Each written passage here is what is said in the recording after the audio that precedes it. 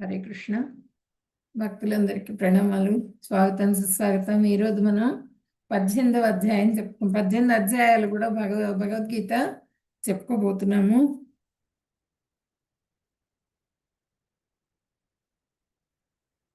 ఈ భగవద్గీత 18 అధ్యాయాలు 18 రోజులు చెప్పుకుంటాం మనము.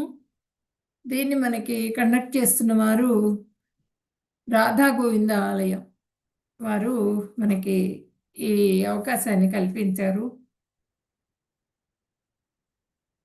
ISKCON international society for Krishna consciousness, అంతర్జాతీయ కృష్ణ చైతన్య సంఘం అన్నమాట ఇస్కాన్ అంటే.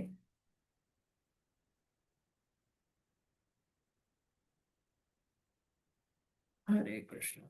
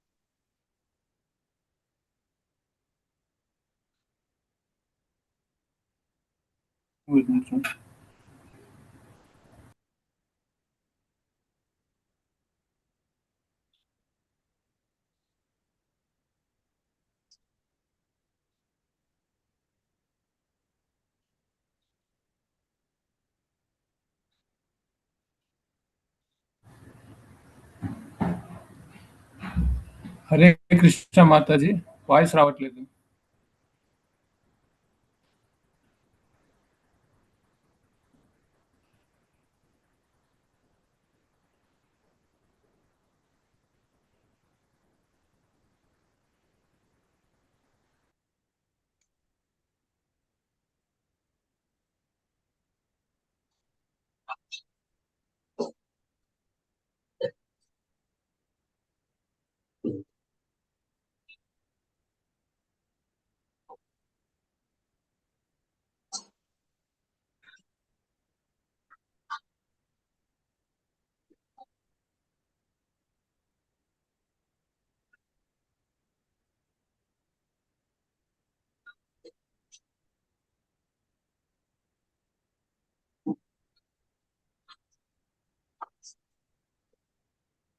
మాతాజీ హరే కృష్ణ. హరే కృష్ణ వాణికుమారి మాతాజీ. వాయిస్ రావట్లేదు మాతాజీ.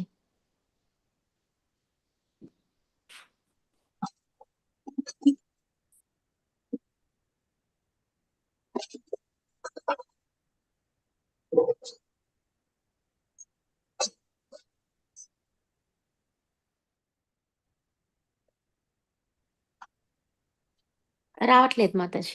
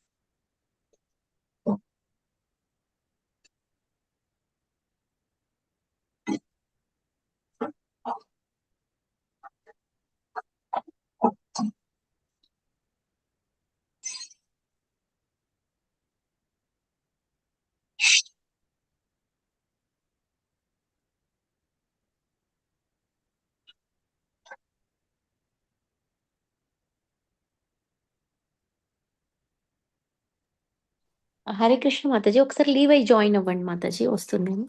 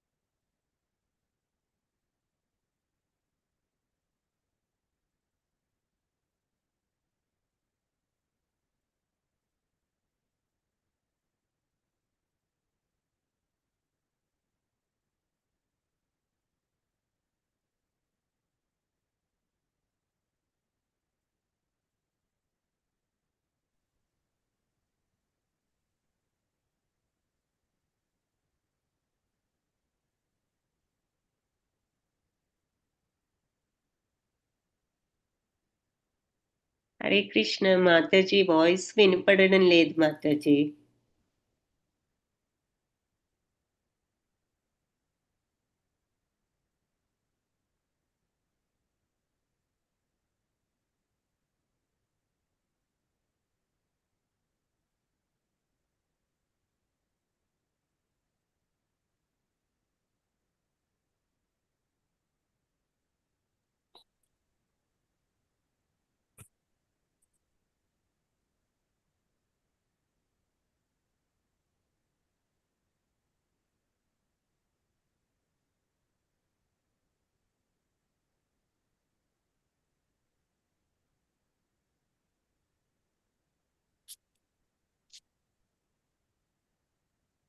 హరే కృష్ణ.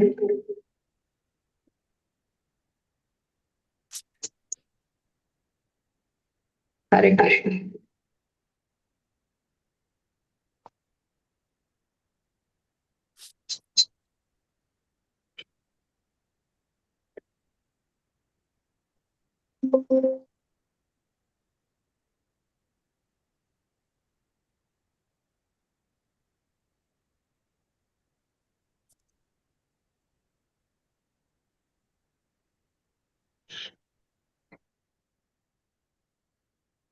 హరే కృష్ణ. హరే కృష్ణ. మనం ఈరోజు మొదటి అధ్యాయం గురించి చెప్పుకుంటున్నాము. మొదటి అధ్యాయం ఏంటి అంటే మనకి అర్జున విషాద యోగం అన్నమాట ఈ అధ్యాయం పేరు. అసలు భగవద్గీత అంటే ఏంటి? భగవంతుడి వాక్కు. భగవద్గీత అంటే భగవంతుడు చెప్పినటువంటి, ఆయన నోటి నుంచి వచ్చినటువంటి అమృత వాక్యాలు అన్నమాట భగవద్గీత. ఈ భగవద్గీత అసలు ఎందుకు మనం నేర్చుకోవాలి? భగవద్గీత అసలు ఎందుకు చదువుకోవాలి? మనం ఎందుకు వినాలి అంటే, మనం భగవద్గీత భక్తిని పెంపొందించుకోవటం కోసంగా భగవద్గీత వినాలి. భక్తిలో అభివృద్ధి చెందటం కోసం భగవద్గీత వినాలి. ఇది భగవంతుడి ద్వారా సాక్షాత్తు భగవంతుడు కృష్ణ భగవానుడు చెప్పినటువంటిది. ఇది ఈ భగవద్గీత 3 విషయాల గురించి చెప్తుంది. నిష్కామ కర్మ యోగము, భక్తి యోగము, జ్ఞాన యోగం. ఈ 3 విషయాలు అంటే నిష్కామ కర్మయోగం 6 అధ్యాయాలు, భక్తి యోగమేమో 6 అధ్యాయాలు, జ్ఞాన యోగమేమో 6 అధ్యాయాలు, మొత్తం 18 అధ్యాయాలు. ఈ 18 అధ్యాయాల గురించి మనము చెప్పుకుంటాం. ఇప్పుడు భగవద్గీత 3 కాండలు అన్నమాట. 3 కాండలు అంటే 6 అధ్యాయాలు ఒక కాండ అయితే, 6 అధ్యాయాలు ఒక కాండ అయితే, ఇంకో 6 అధ్యాయాలు ఒక కాండ. ఇది చదువుకున్నందువల్ల ఫలితం ఏంటి? మనకి ఈ భగవద్గీత విన్నందువల్ల ఫలితం ఏంటి?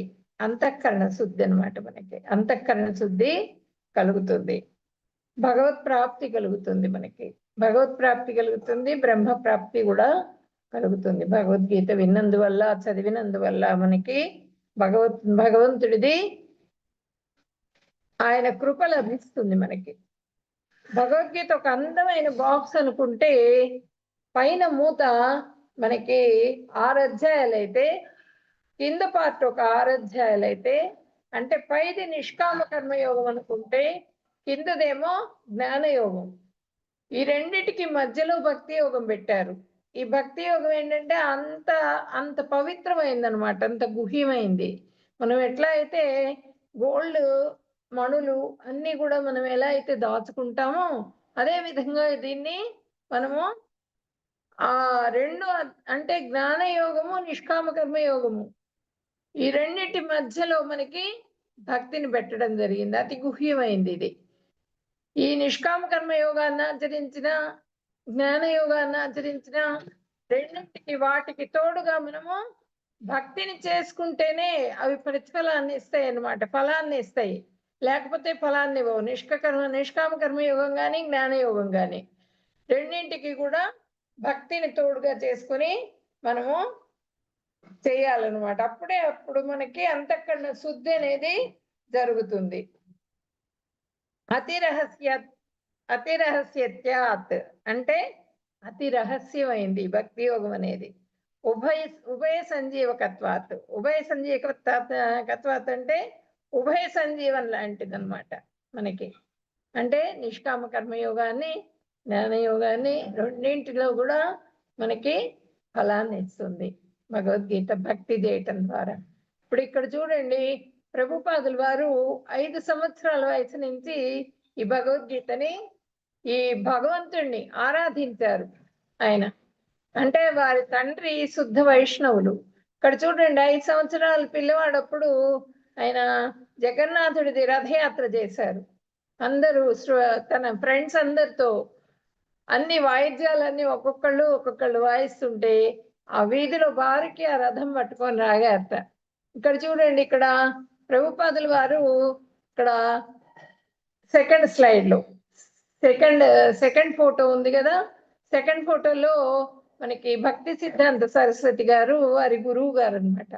వారి గురువు గారి దగ్గరికి వెళ్ళారు ప్రభుపాదుల వారు. అంటే ఆయన ఫస్ట్ నుంచి కూడా చిన్న ఏజ్ నుంచి కూడా వాళ్ళ ఇంటికి సన్యాసులు వాళ్ళందరూ వస్తూ ఉండేవాళ్ళట. వాళ్ళ నాన్నగారు శుద్ధ వైష్ణవులు అయినందువల్ల అందరూ వాళ్ళ ఇంటికి వచ్చి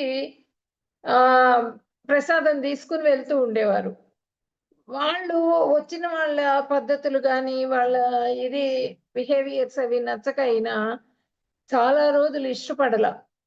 ఈ కృష్ణ చైతన్యము దీనిలోకి రావడానికి ఇష్టపడకుండా ఆయన ఈ గాంధీ గారి ఉద్యమానికి అట్రాక్ట్ అయ్యారు. దేశభక్తులుగా ఉందాము, గాంధీ గారి ఉద్యమానికి అట్రాక్ట్ అయ్యారు. గాంధీ గారి ఉద్యమంలో అప్పుడు బ్రిటిష్ వాళ్ళు పరిపాలిస్తున్నారు మన దేశాన్ని, దాంట్లోకి వెళ్ళారు. వెళ్తే అప్పుడు బలవంతంగా ఒక ఫ్రెండ్ తీసుకొని వెళ్తారు భక్తి సిద్ధాంత సరస్వతి గారి దగ్గరికి. తీసుకెళ్ళినప్పుడు ఆయన భక్తి సిద్ధాంత సరస్వతి గారిని చూడంగానే అట్రాక్ట్ అవుతారు. ఆ భక్తి సిద్ధాంత సరస్వతి గారిని సింహగురు అంటారు. అంటే సింహంలాగా అంత అట్రాక్షన్ గా ఉంటారు అనమాట ఆయన. అంటే అంత శక్తి గలవారు అనమాట ఆయన. అయితే ఆయన నుండి నువ్వెందుకు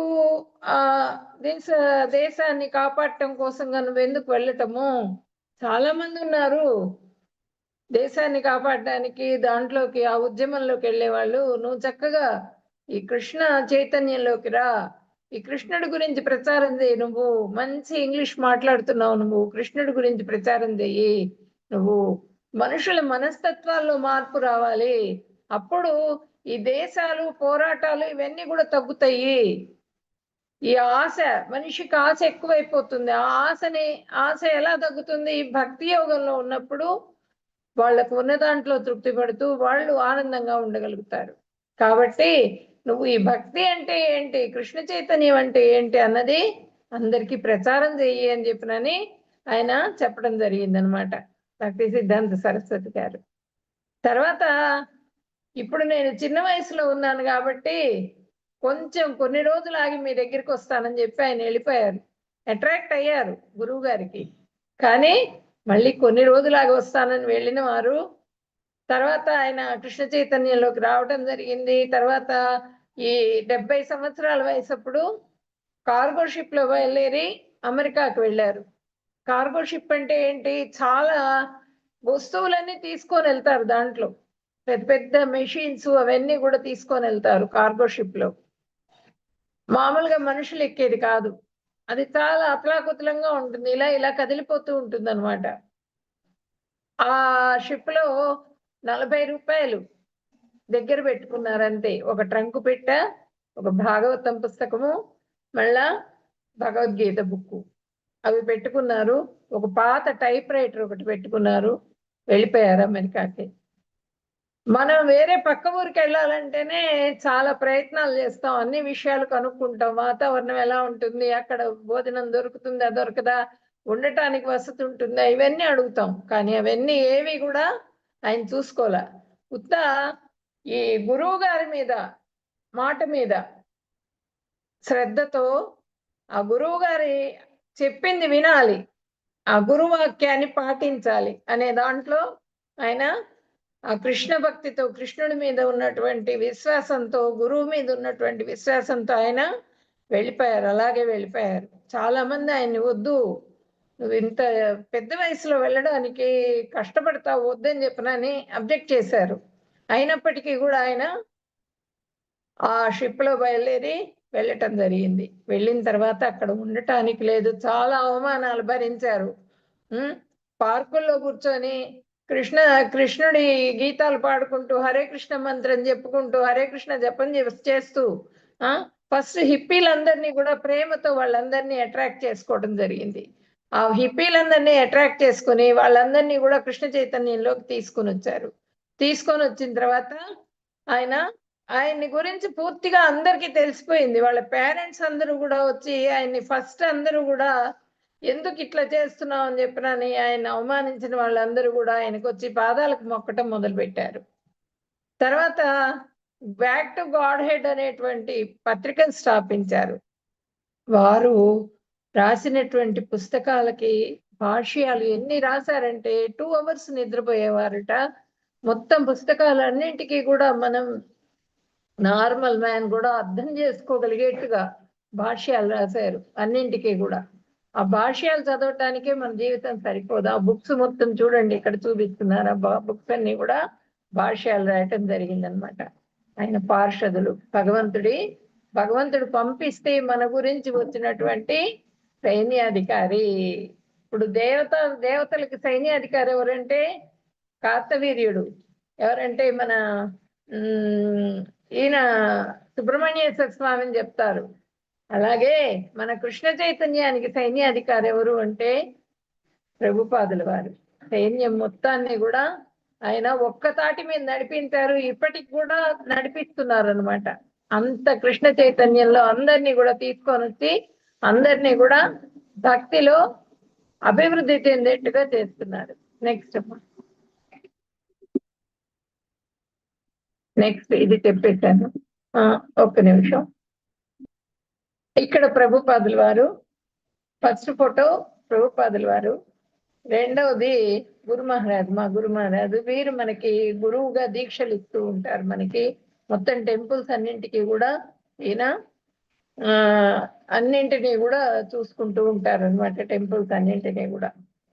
ఇక్కడ చూడండి, ఇక్కడ నామనిష్ఠ ప్రభుజీ గారు ప్రెసిడెంట్, మన రాధా గోవింద ఆలయానికి ప్రెసిడెంట్ గారు. వీరు ఇన్ఫోసిస్ లో చేస్తూ ఉద్యోగాన్ని వదిలేసి ఇక్కడ చేరారనమాట. మన కృష్ణ చైతన్యంలోకి వచ్చేసారు. పూర్తిగా ప్రెసిడెంట్ గా ఉంటూ చాలా కష్టాన్ని కోర్చి పూర్తిగా కృష్ణ చైతన్యంలోకి వచ్చి పెద్ద టెంపుల్ ని నిర్మించారు మన కులాయిలో, అక్కడ మ్యాంగ్లూరులో. ఇక్కడ చూడండి, ఇక్కడ వైస్ ప్రెసిడెంట్ శ్రీవాసంగన్ ప్రభుజీ గారు. వీరు కూడా డాక్టర్ అనమాట. డాక్టర్ గా ఉంటూ ఆ వృత్తిని వదిలేసేసి దీంట్లో కృష్ణ చైతన్యంలోకి వచ్చేసారు. నెక్స్ట్ భగవద్గీత వ్యాసుడు రచించిన మహాభారత ఇతిహాసం ఉపాఖ్యానం. మహాభారతంలో 6వదైన భీష్మ పర్వంలో 25వ అధ్యాయం 42వ అధ్యాయం వరకు 18 అధ్యాయాలుగా ఈ భగవద్గీత పొందుపరపబడింది. భగవద్గీత వేద జ్ఞాన సారం మరియు ముఖ్యమైన ఉపనిషత్తుల్లో ఒకటి. భగవద్గీత గీతోపనిషత్తుగా కూడా ప్రసిద్ధి చెందింది. మహాభారత కథను వ్యాస మహర్షి శిష్యుడైన వైశంపాయనం అనే జనమేజయ మహారాజుకి చెప్పారనమాట. జనమేజయ మహారాజుకి చెప్పారు. నెక్స్ట్ మహాభారత యుద్ధ ప్రారంభంలో అర్జునుని కోరిక పైన ఆ రథాన్ని తీసుకెళ్లి అక్కడ మధ్యలో నిలపమని చెప్పి అడిగారు అనమాట అర్జునుడు కృష్ణ భగవానుడిని. అప్పుడు ఆ రథాన్ని తీసుకెళ్లి మధ్యలో ఆపడం జరిగింది. రాజ్యం కోసం వారిని చంపుకోవడం నిష్ప్రయోజనం అనిపించి అర్జునుడు శ్రీకృష్ణునితో నా కర్తవ్యం ఏమిటి చెప్పమని చెప్పి ఆయన ఆ మధ్యలోకి ఎప్పుడైతే రథం తీసుకెళ్లి పెట్టడం జరిగిందో, ఆ రథం పెట్టంగానే విపరీతమైన మోహానికి గురైపోయినారు. అర్జునుడు గురైపోయి నేను అనిశ్చయ స్థితిలో ఉన్నాను, నేను తట్టుకోలేకుండా ఉన్నాను ఈ బాధని, ఏం చేయాలి నేను? ఈ రక్తసిక్తమైన రాజ్యం నాకు అవసరం లేదు, ఈ భోగాలు నాకు అవసరం లేదు. మాతది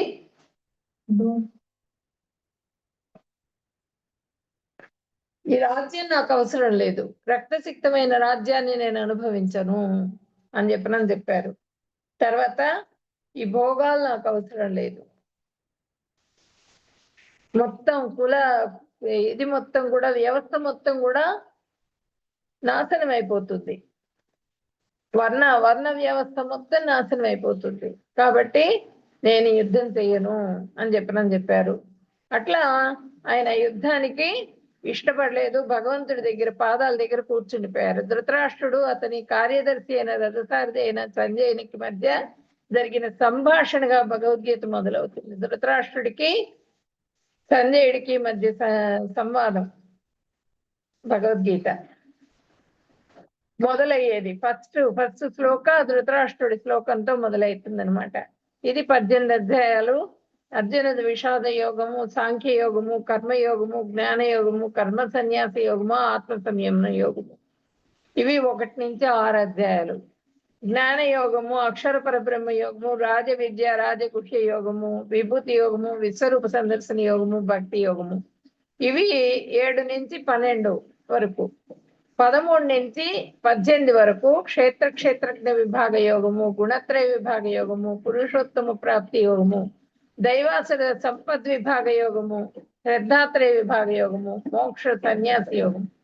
ఇంతటితో ఈ 18 అధ్యాయాలతో మనకి భగవద్గీత సమాప్తం అవుతుంది అనమాట. మనం ఇప్పుడు గీతా యజ్ఞం ఈ రోజు స్టార్ట్ చేస్తున్నాం. మనం ఈ 18 రోజులు కూడా మీరు ఒక్క రోజు కూడా ఆబ్సెంట్ కాకుండా ఈ యజ్ఞంలో మీరు పాలు పంచుకొని పూర్తిగా ఆ కృష్ణ కృపకి పాత్రలు కావాలన్నమాట. మొత్తం కూడా 700 శ్లోకాలు చెప్పబడింది ఈ భగవద్గీతలో. ధృతరాష్ట్రుడు 1 శ్లోకం చెప్తారు, సంజయుడు 41 శ్లోకాలు చెప్తారు, అర్జునుడేమో 84, కృష్ణ భగవానుడు 574. మొత్తం కూడా కృష్ణ భగవానుడు చెప్పినటువంటివి ఎక్కువ శ్లోకాలు. సర్వోపనిషదో గావో దుగ్ధ గోపాలనందన పాదో వత్స సుధుర్భోక్త దుగ్ధం గీతామృతం మహత్. ఈ సర్వ ఉపనిషత్తుల సారం అన్నమాట. ఉపనిషత్తులన్నింటి సారం ఏదంటే భగవద్గీత. ఈ సారాన్ని ఎవరు, ఈ ఉపనిషత్తుల సారమైనటువంటి భగవద్గీత గోవైతే, ఆ గోవు దగ్గర ఆవు పాలు పిండుతున్న వాళ్ళు ఎవరంటే కృష్ణ భగవానుడు, ఆ పాలను స్వీకరిస్తున్న వాళ్ళు ఎవరంటే అర్జునుడు. ఇప్పుడు మనం కూడా ఆ పాలని స్వీకరిస్తున్నాం అన్నమాట. ఈ చెప్పినటువంటి ఆ భగవంతుడు చెప్పిన వాక్యాలను మనం చెప్పుకోబోతున్నాం. పండితులు శుద్ధ భక్తులు చెప్తేనే మనం దీన్ని, అంటే ఎవరంటే శుద్ధ భక్తులు చెప్తేనే ఈ భగవద్గీత వినాలి. ఎవరు పడితే వాళ్ళు చెప్తే మనము ఈ భగవద్గీతని వినకూడదు. ఏకం శాస్త్రం దేవకీ పుత్ర గీతం, ఏకో దేవో దేవకీ పుత్ర ఏవా, ఏకో మంత్రస్తస్య నామాని యాని కర్మాప్యేకం తస్య దేవస్య సేవా. ఒకే పవిత్ర గ్రంథం ఏంటి అంటే ఈ భగవద్గీత అని. ఈ కృష్ణ భగవానుచే స్వయంగా ఉపదేశింపబడినటువంటి గ్రంథం. ఒకే ఒక ఆరాధించే ప్రభు ఎవరు అంటే కృష్ణ భగవానుడు. ఒకే ఒక మంత్రం, పవిత్ర నామాలు అవేంటంటే హరే కృష్ణ కృష్ణ కృష్ణ హరే హరే, హరే రామ రామ రామ హరే హరే. ఆ కృష్ణ అనేటువంటి నామం ఒకటే పవిత్రమైనటువంటి నామం, కృష్ణ రామ. మరియు ఒక విధి, పరమ ఆరాధించే భగవంతుడు ఎవరు అంటే కృష్ణ భగవానుడు. నెక్స్ట్, ఇప్పుడు ఈ భగవద్గీతలో మనము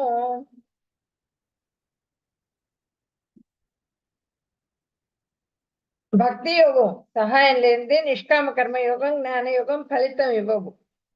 నైష్కర్మ్యం అప్యచ్యుత భావవర్జితం, నోభతే జ్ఞానమలం నిరంజనం, ఉతః పునః తత్సద భద్రమీశ్వర్యే నార్పితం కర్మ యదప్య కారణం. ఇది మనకి 1.5.15 అన్నమాట భాగవతంలో చెప్పారు. ఏంటి, భక్తి లేనిదే జ్ఞానము కర్మ ఈ రెండు కూడా శోభనివ్వవు, అంటే ఫలితాన్ని ఇవ్వవు. భక్తిని తోడుగా చేసుకున్నప్పుడు మాత్రమే ఇవి శోభిల్లుతాయి అని చెప్పనని మనకి అచ్యుత భావం. అచ్యుత ఇక్కడ ఆ అచ్యుత భావాన్ని దాంట్లో నింపుకుంటేనే, కలుపుకొని చేస్తేనే జ్ఞానయోగం కానీ కర్మయోగం కానీ మనకి ఫలితం ఇస్తుంది అని చెప్పనని చెప్తున్నారు. సర్వదుర్లభాత్ అంటే ఈ భక్తి అనేది చేయగలగటం, దొరకటం అనేది చాలా కష్టం. ఇది ఈ భగవద్గీత క్లాసెస్ లో జాయిన్ అయ్యారు అంటే అది ఎంతో ఎంతో పుణ్యం చేసుకుంటే తప్పించి మీరు జాయిన్ కాలేరు దీంట్లో. ఆ భగవంతుడి కృప, గురువుల కృప ఉండాలి. ఉంటేనే మనం ఆ భక్తిని చేసుకోగలుగుతాం. ఈ 18 రకాల విద్యల సమాహారం అన్నమాట ఈ భగవద్గీత. అవి ఏంటి అంటే ఋగ్వేదము, యజుర్వేదము, సామవేదము, అథర్వణ వేదము, 4 వేదాలు. తర్వాత శిక్ష, వ్యాకరణము, ఛందస్సు, నిరుక్త, జ్యోతిష్యము, కల్ప, 6 వేదాంగాలు అన్నమాట. తర్వాత పురాణాలు 11 పురాణాలు. తర్వాత మీమాంస. మీమాంస అంటే ఏంటంటే విచారణ శాస్త్రం, సూక్ష్మ విషయాల గురించి తెలియజేస్తుంది ఇది విచారణ శాస్త్రం. తర్వాత న్యాయశాస్త్రము, ధర్మశాస్త్రము, ఆయుర్వేదము, ధనుర్వేదము, గంధర్వ వేదము, అథర్వ వేదము. ఇవేంటంటే 4 ఉపవేదాలు. ఇవి మొత్తం కూడా ఈ 18 విషయాల గురించి కూడా మనము భగవద్గీతలో చెప్పుకుంటాం. ఈ భగవద్గీత మొత్తం కూడా 18 విషయాల సమాహారం అన్నమాట. ఇక్కడ భగవంతుడే అంటే ఎవరు? ఐశ్వర్యస్య సమగ్రస్య వీర్యస్య యశస్సః శ్రియః జ్ఞాన వైరాగ్యయోశ్చైవ సన్నాం భగ ఇతి గణ. అంటే ఏంటంటే ఐశ్వర్యం, సంపూర్ణమైన ఐశ్వర్యము, సంపూర్ణమైన సౌందర్యము, సంపూర్ణమైనటువంటి కీర్తి, సంపూర్ణ వైరాగ్యము, సంపూర్ణ జ్ఞానము, సంపూర్ణ శక్తి, ఈ 6 ఎవరికైతే ఉంటాయో వాళ్ళని భగవంతుడు అంటారు అని చెప్పినాను. మనకి పరాశరుల వారు చెప్పడం జరిగింది. పరాశరుల వారు ఎవరు? వ్యాసుల వారి తండ్రి గారు పరాశరుల వారు. ఆయన అంటే మనల్ని చూసి, ఇప్పుడు భగవంతుడు మనకి రూపం ఉంది, మనల్ని చూసి రూపం ఏర్పరచుకున్నారు ఆయన కాదు. ఆయన మనకి తండ్రి కాబట్టి ఆయన నుంచి మనకి రూపం వచ్చింది. అంతేగాని నరాకృతి పరబ్రహ్మ ఆయన. అంటే మనల్ని చూసి రూపం తీసుకున్నారా అంటే తీసుకోలేదు. అన్నింటికీ ఆది అనాది శ్రీకృష్ణ భగవానుడే. తన భక్తుల కోసం కృష్ణ భగవానుడు భౌతిక జగత్తులో అవతరించి ఆయన వసుదేవుని పుత్రుడిగా అవతరించారు. భౌతిక జగత్తులో అవతరించి మనల్ని అందరినీ కూడా కృతార్థుల్ని చేయటానికి, భక్తిలో పూర్తిగా భక్తి చేసుకొని ఆయన దగ్గరికి చేరుకోవటం కోసంగా మనకి కృపను చూపించారు అనమాట. కానీ ఆయన్ని ద్వాపర యుగంలో అందరూ చూశారు ఆయన్ని, కానీ కొంతమంది మాత్రమే గుర్తించగలిగారు భగవంతుడు అని. అందరూ గుర్తించలేకపోయినారు. అలాగే ఇప్పుడు కూడా అందరూ గుర్తించలేరు. రూపం ఉందా, నువ్వు భగవంతుడు ఉన్నాడా అంటారు, కానీ జన్మ కర్మ చెమే దివ్యం ఏవమ్యో వేత్తి తత్వతః. నా జన్మ కర్మలు చాలా దివ్యమైనవి అని చెప్తున్నారు భగవంతుడు. దాన్ని మనం నమ్మాలి. ఇప్పుడు మనకి దివ్య రూపాన్ని దర్శింపజేసి మనం ఆనందంలో, ప్రేమ సాగరము భవసాగరం 2 ఉన్నాయి. భవసాగరం అంటే భౌతికమైనటువంటి దుఃఖాలయంలో మునిగిపోతూ ఉంటాం మనం. భౌతికమైనటువంటి ఆనందాల్లో, ఇంద్రియ తృప్తిలో మునిగిపోతూ ఉంటాం. ప్రేమ సాగరం అంటే కృష్ణ భక్తితో, కృష్ణుడి ప్రేమలో మునిగిపోతూ ఉంటాం మనం. అది ప్రేమ సాగరం. ఈ రెండిట్లో ఏది మనం ఎంచుకోవాలి అన్నది మన చేతుల్లోనే ఉంది. భవసాగరంలో మునిగిపోయినప్పుడు మళ్ళీ మళ్ళీ జన్మలు తీసుకుంటూ ఉండాలి. అదే ప్రేమ సాగరాన్ని ఎంచుకున్నప్పుడు ఈ భగవంతుడి ప్రేమలో మనం పూర్తిగా మునిగిపోయి ఆ భగవంతుడి సేవ చేసుకుంటూ, ఆయన భక్తి చేసుకుంటూ ఉన్నందువల్ల మనకి ఆ భగవత్ ప్రాప్తి లభిస్తుంది, భగవంతుడి కృప లభిస్తుంది, గోలోకానికి చేరుకోగలుగుతాం, మళ్ళీ జన్మ అనేది లేకుండా అయిపోతుంది అన్నమాట. ఇప్పుడు ఈ భగవద్గీత మనకి ధృతరాష్ట్రుడి శ్లోకంతో మొదలైంది. ఇక్కడ ఫస్ట్ శ్లోకం చూడండి. ధర్మక్షేత్రే కురుక్షేత్రే సమవేతాయుత్సవః మామకాః పాండవాశ్చైవ కిమకుర్వత సంజయ. ధృతరాష్ట్రుడు చెప్తున్నారు, సంజయ, ధర్మక్షేత్రమైన కురుక్షేత్రంలో నా పుత్రులు మరియు పాండుపుత్రులు యుద్ధానికి సన్నద్ధమై సమావేశమైన తర్వాత ఏం చేస్తున్నారు అంటే ఆయన అడుగుతున్నారు, నా పుత్రులు ఏం చేస్తున్నారు సంజయ అక్కడ? ఆ క్షేత్రం అంటే ఆ యుద్ధం జరిగే ప్రదేశం ఉంది కదా, అక్కడ నా కుమారులు ఏం చేస్తున్నారు, పాండుపుత్రులు ఏం చేస్తున్నారు?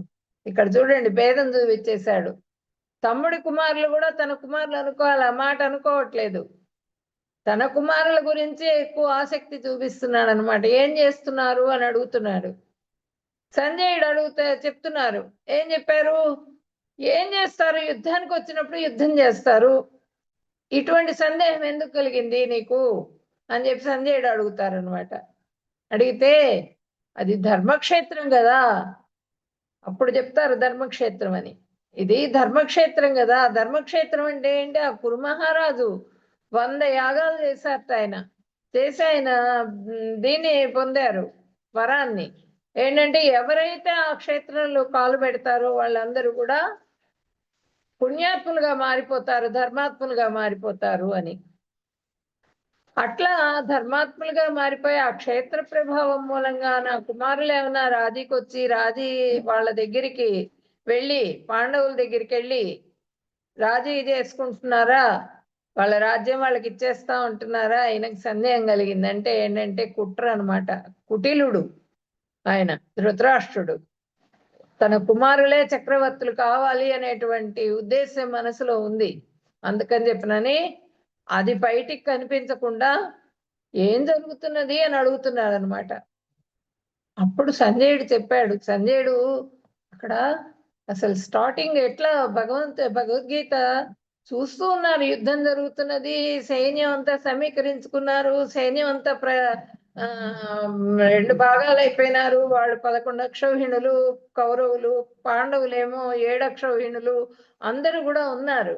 ఉన్నప్పుడు అక్కడ ఏం జరిగింది అంటే సంజయుడు వెంటనే అయ్యో భీష్ములు వాడు పడిపోయారు, యుద్ధం జరుగుతున్నది, భీష్ములు వారు పడిపోయారు అని చెప్పినాను అనగానే అక్కడ వెంటనే ధృతరాష్ట్రుడికి వణుకొచ్చేసింది శరీరంలో. ఆ భీష్ముడు ఉన్నాడు కాబట్టి మనకి ఈసారి విజయం మనదే అనే ధైర్యంతో ఉన్నాడు ఆయన. ఆ భీష్ముడు పడిపోయాడు అనేటప్పటికీ అయ్యో సంజయ ఏంటి నువ్వు అంటున్నది చెప్పు, మొదటి నుంచి ఏం జరిగిందో చెప్పు అని చెప్పినని అడగటం జరిగింది. ఆ మొదటి నుంచి ఏం జరిగింది కురుక్షేత్రంలో అనేది సంజయుడు చెప్తున్నారనమాట. స్టార్టింగ్ నుంచి దుర్యోధనుడి భయం. పశ్చైతాం పాండుపుత్రాణం ఆచార్య మహతీం చమూం వ్యూఢాం ద్రుపద పుత్రేణ తవ శిష్యేణ ధీమత. ఓ గురువర్య, మీ ప్రియ శిష్యుడైన ద్రుపదపుత్రుడిచే అత్యంత వ్యూహాత్మకంగా నిలుపబడిన ఈ పాండవుల మహాసైన్యాన్ని చూడు. ఈ సైన్యం మొత్తం కూడా వచ్చున్నది చూడు వీళ్ళని మొత్తం. గురువర్య, వీళ్ళందరూ కూడా నీ ప్రియ శిష్యుడు. ఇక్కడ చూడండి, పశ్యైతాం పాండుపుత్రాణం ఆచార్యం అత్యంచము వ్యూఢాం ద్రుపద పుత్రుడు అని చెబుతున్నారు. చూడండి, ఇక్కడ దృష్టజిమ్నుడు అని చెప్పట్లా, ద్రుపద పుత్రుడు. ద్రుపదుడు ఏంటి? ఆయన ఫ్రెండ్ అయినప్పటికీ కూడా ద్రోణాచార్యుడికి ద్రుపదుడు వాళ్ళిద్దరి మధ్య వైరం ఉంది. అందుకని ఆ ద్రుపదుడిని చూపించి ఈయనలో ఉన్నటువంటి రోషాన్ని ప్రకోపింపజేస్తున్నారన్నమాట, కోపాన్ని ఇంకా ఇంకా పెరిగేట్లుగా చేయటం కోసం ద్రుపద పుత్రేణ అన్నారు ఇక్కడ. నువ్వు చూడు, ఇది మొత్తం కూడా ఈ యుద్ధాన్ని చేయటం కోసంగా వాడికి శక్తులన్నీ ఇచ్చావు, నువ్వు అన్ని నేర్పించావు, నువ్వే గురువుగా ఉండి వాడు నిన్ను చంపడానికి పుట్టినటువంటి వాడు. దీని వెనకాల ఒక చిన్న స్టోరీ ఉంది. ఆ ద్రోణాచార్యుడు ద్రుపదుడు ఇద్దరు కూడా ఫ్రెండ్స్ అన్నమాట. గురుకులంలో చిన్నతనం నుంచి గురుకులంలో ఉండి చదువుకునేటప్పుడు ఆ ద్రుపద మహారాజ్ చెప్తాడు, మీకు ఏది అవసరం వచ్చినా కూడా నా దగ్గరికి రమ్మని చెప్తారు. చెప్పిన తర్వాత వాళ్ళు విడిపోతారు, ఎవరిదో అని వాళ్ళు వెళ్ళిపోతారు. వెళ్ళిపోయిన తర్వాత ఈయన చక్రవర్తి అవుతాడు, ఆయనేమో ఈయన రాజుగా పరిపాలన చేసుకుంటూ ఉంటారు ద్రుపదుడు. ఇక్కడేమో ద్రోణాచార్యుడికి కృపితో వివాహం జరుగుతుంది, కృపాచార్యుడి చెల్లెలతో వివాహం జరిగిన తర్వాత వాళ్ళకి అశ్వత్థామ పుడతాడనమాట. ఆ అశ్వత్థామకి కొంచెం పాలు పట్టడానికి కూడా డబ్బులు లేవు ఆయన దగ్గర, ఒక ఆవు లేదు పాలు పట్టడానికి కూడా. ఆవు లేకపోయేటప్పటికీ వాళ్ళు ఆ దుంపలు అవన్నీ కూడా తీసుకొని వచ్చి అవి రుబ్బి వాటి పాలు తీసి ఆ పాలు పట్టి పిల్లవాడిని పెంచుకుంటారు. అప్పుడు కొంచెం పెరిగిన తర్వాత ఫ్రెండ్స్ అందరి ఇళ్లలో ఆవులు, ఆవు పాలు అవంతా చూస్తాడు. చూసి నేను తాగేది పాలు కాదు, ఇవి పాలు కాదు, ఆవు పాలే నాకు కావాలి, ఆవును తీసుకొని రమ్మని చెప్పినని ఆయన పేచి పెడతాడు. అప్పుడు కృపి చెబుతుంది, నీకు రాజుగారు తెలుసు కదా, వెళ్ళి ఆ రాజుగారిని అడిగి ఒక ఆవును తీసుకొని రమ్మని చెప్పినని పంపిస్తుంది అనమాట ద్రోణాచార్యుడిని. ద్రోణాచార్యుడు వెళ్ళి అడుగుతారు, సభలో కూర్చొని ఉంటాడు ద్రుపదుడు. ఆ సభలో కూర్చొని ఉండి ద్రోణాచార్యుడు వస్తే ఆయన్ని చూసి చూన్నట్టుగా వదిలేస్తాడు.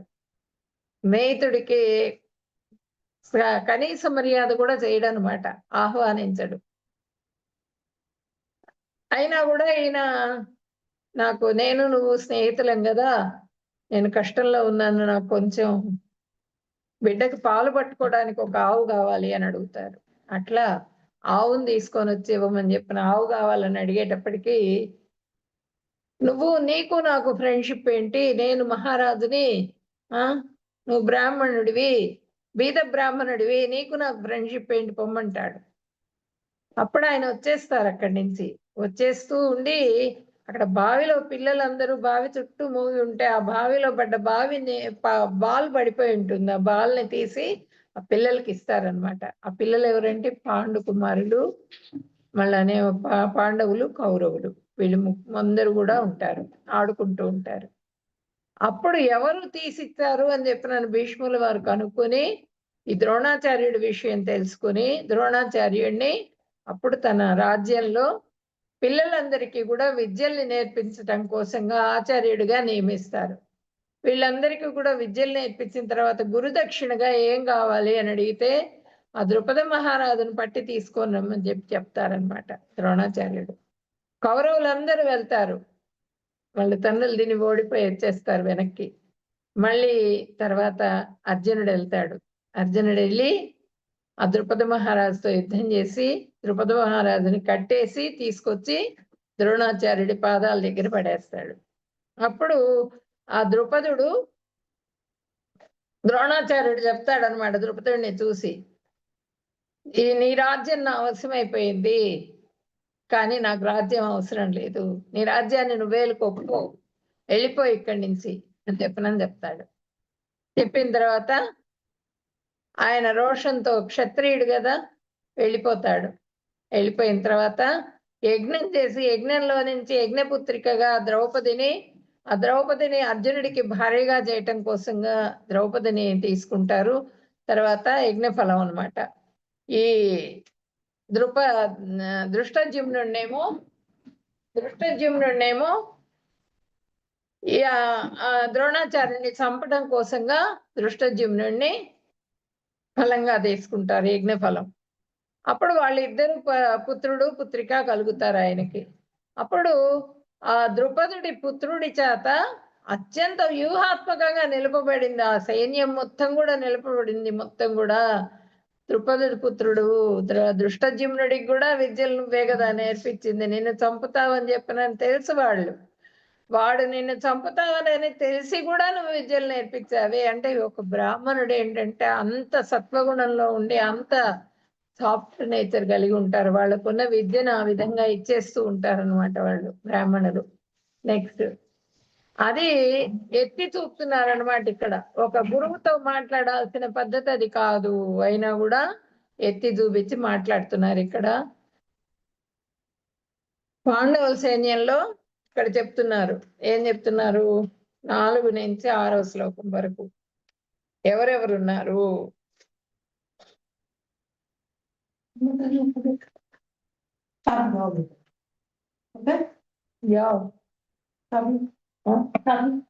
कल कल मतलब कि काल टाइम छुट्टी लग गई, छुट्टी ओके।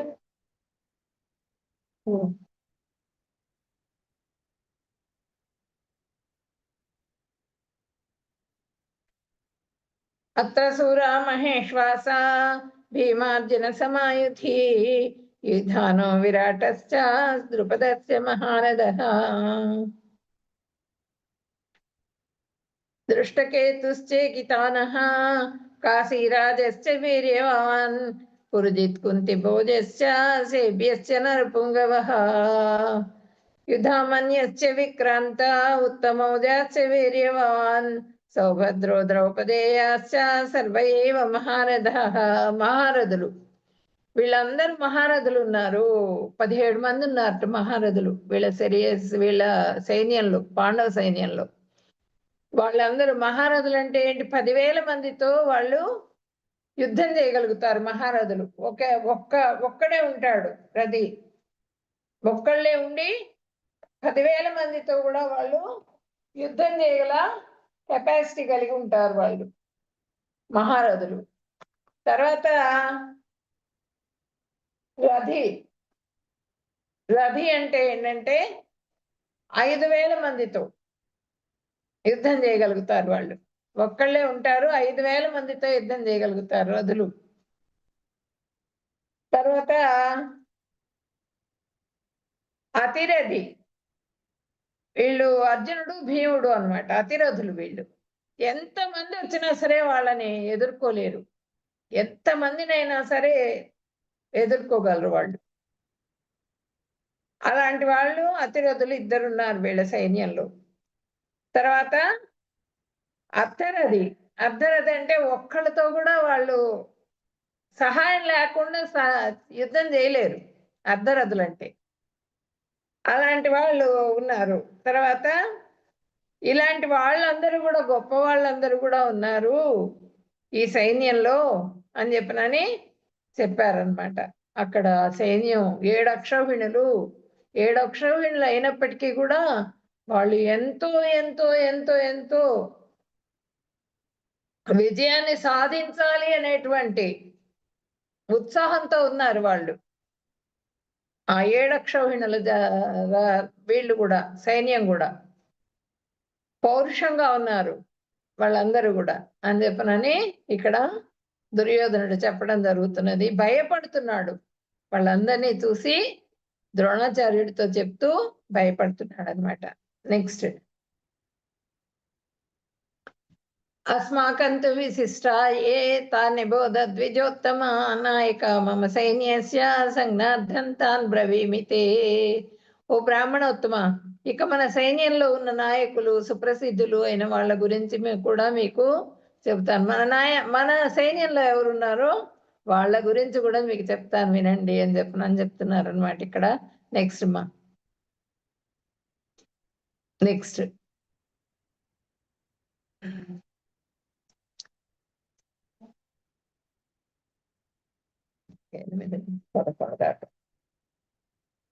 भवान् भीष्मस्य कर्णस्य कृपश्च समितिञ्जयः अश्वत्थामा विकर्णश्च सौमदत्तिस्तदैव च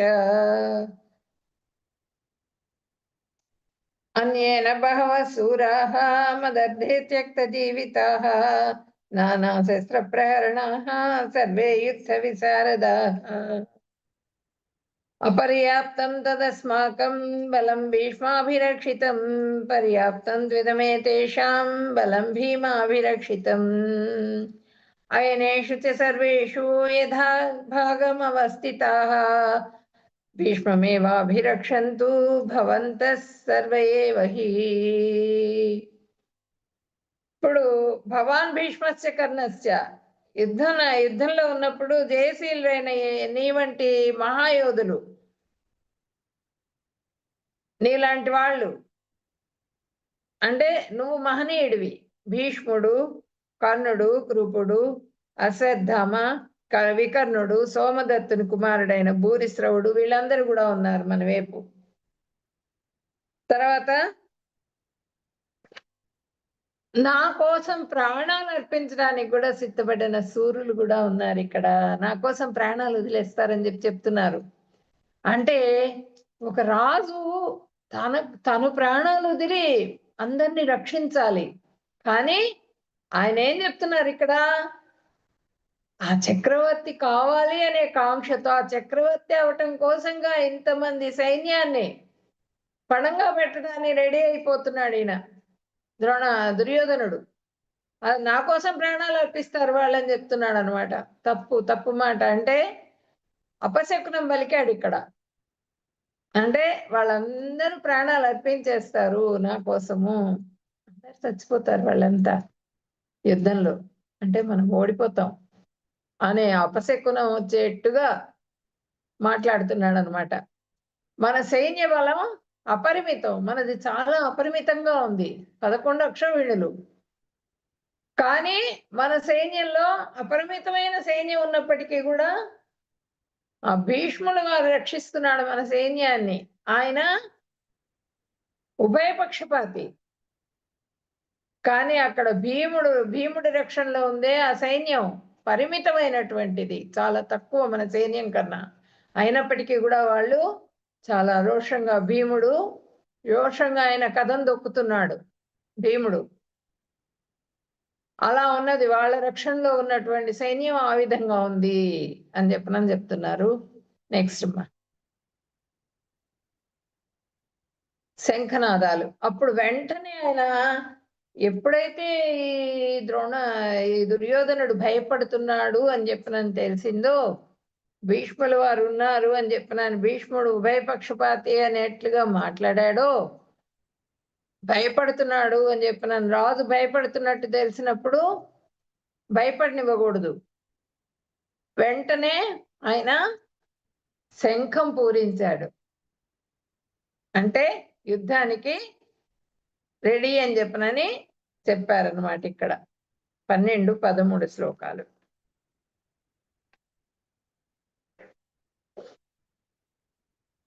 తస్య సంజనయన్ హర్షం కురువృద్ధ పితామహః సింహనాదం వినద్యోచ్చైః శంఖం దద్మో ప్రతాపవాన్. కురువంశం నందు మహాపరాక్రమవంతుడు, వృద్ధుడు, యుద్ధ వీరులకందరికీ పితామహుడు ఈయన. అందరికీ పితామహుడు, అందరికన్నా మొదట పెద్దవాడు అనమాట ఆయన శంఖనాదం చేశారు, సింహనాదం చేశారు. ఫస్ట్ సింహనాదం చేసి గర్జించారనమాట, పెద్దగా కేకబెట్టి ఆ శంఖాన్ని ఎత్తుకొని పూరించడం జరిగింది. తత శంఖైశ్చ భైర్యశ్చ పణవానక గోముఖాః సహసైవాభ్యహన్యంత సశబ్దస్తుములోభవత్. తర్వాత శంఖాలు, వాద్యాలు, భేరులు, శృంగాలు ఇవన్నీ కూడా మోగించేశారు అందరూ కూడా. తతశ్వేతైర్హరైర్యుక్తే మహతిశ్చందనే స్థితో మాధవ పాండవశ్చైవ దివ్యో శంఖో ప్రదద్మతుః. అనంతరం ప్రతిపక్షంలో ఇప్పుడు ఎప్పుడైతే వీళ్ళు యుద్ధానికి మేము మొదలైపోయింది స్టార్ట్ అని ముందుకు స్టెప్ వేశారు, వెంటనే కృష్ణ భగవానుడు తన శంఖాన్ని పూరించడం జరిగింది. అనంతరం ప్రతిపక్షంలో తెల్లని గుర్రాలతో ఉన్నటువంటి ఆ రథం మీద కృష్ణుడు, అర్జునుడు వీళ్ళిద్దరు కూడా శంఖాల్ని పూరించారు. వాళ్ళ శంఖాల పేర్లు ఉన్నాయి, ఇప్పుడు వినండి, ఇవి నోట్ చేసుకోండి శంఖాల పేర్లని. పాంచజన్యం హృషికేశో దేవదత్తం ధనంజయ పౌండ్రం దద్మౌ మహాశంఖం భీమకర్మ వృకోదర. పాంచజన్యం అంటే కృష్ణ భగవానుడి శంఖం, అర్జునుడిది దేవదత్తం, భీముడిదేమో పౌండ్రకం, ధర్మరాజుదేమో అనంత విజయం, నకుల సహదేవులదేమో సుఘోష మణిపుష్పకాలు వాళ్ళ శంఖాల పేర్లు. వీళ్ళు ఈ శంఖాలు పూరించగానే వెంటనే వాళ్ళతో పాటుగా కాశీరాజు, శిఖండి, దుష్టజిమ్నుడు, విరాటుడు, సాత్యకి, ద్రుపదుడు వీళ్ళందరూ కూడా ఉప పాండవులు. ఉప పాండవులు అంటే వీళ్ళు మన ద్రౌపది కుమారులు. అభిమన్యుడేమో సుభద్ర అర్జునుల కుమారుడు. వీళ్ళందరూ కూడా శంఖాల్ని పూరించడం జరిగింది. నెక్స్ట్ అమ్మ. సఘోషోదాత్తరాష్ట్రాణం హృదయాన్ని వ్యధారయేత్ నభస్య పృథివీం చైవ తుములో అభ్యనునాదయన్. ఆ శంఖధ్వనులు భూమి ఆకాశాలను దద్దరిల్లింపజేస్తున్నాయిట. అంత విపరీతమైన శబ్దం అనమాట. చెవులు పగిలిపోతున్నాయి. భూమి ఆకాశాలు కలిసిపోయిందనమాట. అంత దద్దరిల్లిపోతున్నది ఆ శబ్దాలు. అంత దివ్య శంఖాలు అనమాట. దివ్యమైన శంఖాలన్నీ శబ్దానికి భూమి ఆకాశాలు దద్దరిల్లిపోయినాయి. ఆ హృదయాలన్నీ కూడా బద్దలైపోయినాయిట ఆ శబ్దానికి. నెక్స్ట్ అమ్మా.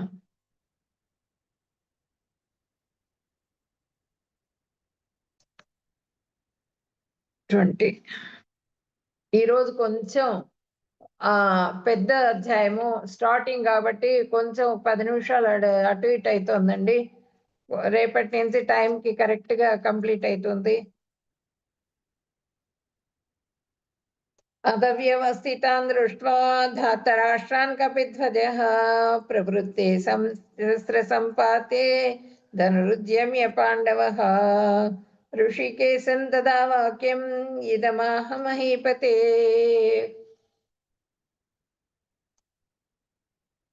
అర్జున ఉవాచ సేనయోరుభయోర్मध्ये రథం స్థాపయ మే అచ్యుత యావదేతా నిరీక్షేహం యోద్ధుకామానవస్థితాన్ కైర్మయా సహ యోద్ధవ్యం అస్మిన్ రణ సముద్యమే.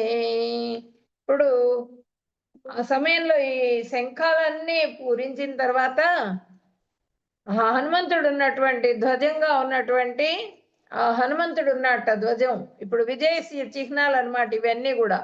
రాముల వారికి విజయాన్ని సాధించి పెట్టింది ఎవరు అంటే హనుమంతుడు. కాబట్టి ఆ హనుమంతుడు ధ్వజం అంటే ఒక జెండా. ఆ జెండా మీద హనుమంతుడు ఉన్నారు కూర్చొని. ఉన్నటువంటి రథంలో అర్జునుడు కృష్ణుడు కూర్చొని ఉన్నారట. వాళ్ళు యుద్ధానికి సిద్ధమై ఉన్నారు. అర్జునుడు, కృష్ణుడు రథచోదకుడుగా ఉన్నారు. ఓ రాజా, వ్యూహాలుగా ఏర్పడిన ధృతరాష్ట్ర కుమారులను చూసి అర్జునుడు అప్పుడు కృష్ణుడితో ఈ వాక్య, అప్పుడు అందరూ నిలబడి ఉన్నారు. వెంటనే ఇక్కడ అర్జునుడు పలుకుతున్నాడు, అచ్యుత, చ్యుతి లేనివాడు. అచ్యుతుడు అంటే చ్యుతి లేనటువంటి వాడు. అచ్యుత, నా రథాన్ని 2 సైన్యాల మధ్యలో తీసుకెళ్లి నిలబెట్టు. వాళ్ళు ఎవరు, ఏ విధంగా ఉన్నారు, ఎట్లా యోధులు ఎవరెవరు ఉన్నారు అన్నది నేను ఒక్కసారి వాళ్ళందరినీ చూస్తాను. ఎస్టిమేషన్ అన్నమాట. దానికోసం నన్ను తీసుకెళ్ళి అక్కడ నిలబెట్టు మధ్యలో అని చెప్పనని అర్జునుడు అడగటం జరిగింది.